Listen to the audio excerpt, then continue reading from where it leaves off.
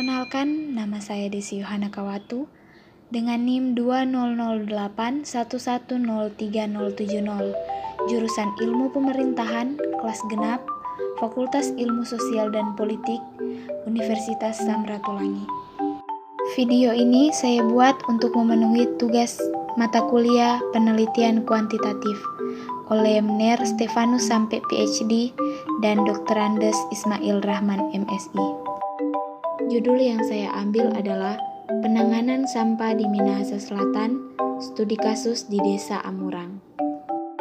Pendahuluan, sampah merupakan material sisa yang tidak diinginkan setelah berakhirnya suatu proses.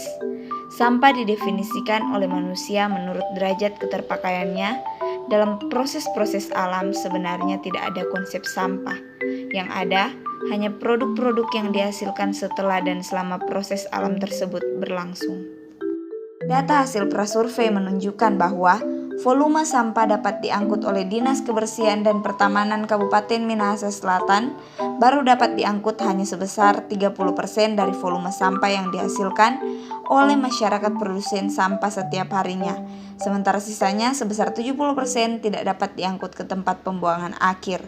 Itu pun hanya terdapat di 2 kelurahan yang berada di jalur jalan Trans Sulawesi, yakni Kelurahan Rumong Bawah dan Kelurahan Kawangkoan Bawah. Metode penelitian. Penelitian ini menggunakan pendekatan kuantitatif yang bersifat deskriptif.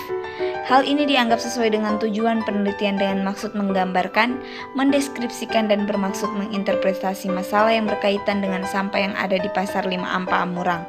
Dengan tujuan adalah mengembangkan dan menggunakan model-model matematis, teori-teori atau hipotesis yang berkaitan dengan fenomena alam. Proses pengukuran adalah bagian yang sentral dalam penelitian kuantitatif, karena hal ini memberikan hubungan yang fundamental antara pengamatan empiris dan ekspresi matematis dari hubungan-hubungan kuantitatif.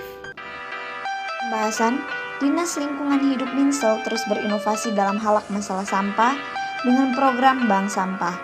Jadi untuk masyarakat yang sebelumnya menganggap sampah adalah masalah, kini dengan melihat bank sampah, maka sampah-sampahnya sekarang boleh menjadi suatu penopang ekonomi keluarga, di mana sampah-sampah yang biasa dihasilkan oleh kegiatan rumah tangga boleh menjadi berkat dengan cara mengumpulkan sampah-sampah ini dan memilahnya dari sampah organik dan non-organik lalu dijual ke bank sampah.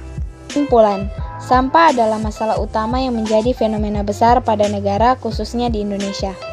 Pengeluaran sampah di berbagai negara, kini Indonesia mencapai urutan kedua setelah Tiongkok. Semakin tingginya jumlah penduduk dan aktivitasnya, membuat volume sampah terus meningkat. Banyaknya sampah yang berserakan di Amurang, bukan hanya dari warga penduduk Amurang saja, melainkan terdapat sampah kiriman dari desa tetangga yang mengakibatkan kedangkalan pada sungai di Amurang.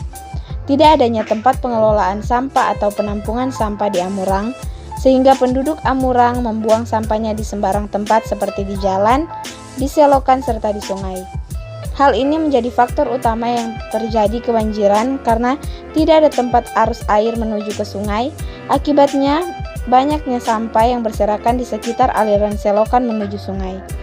Penyadaran kepada masyarakat yang sudah tidak mau lagi untuk berpartisipasi dalam melakukan perubahan pada lingkungan memerlukan proses yang sangat panjang. Maka, perlu adanya suatu komunitas yang bisa menjadikan contoh kepada masyarakat supaya sadar akan lingkungan.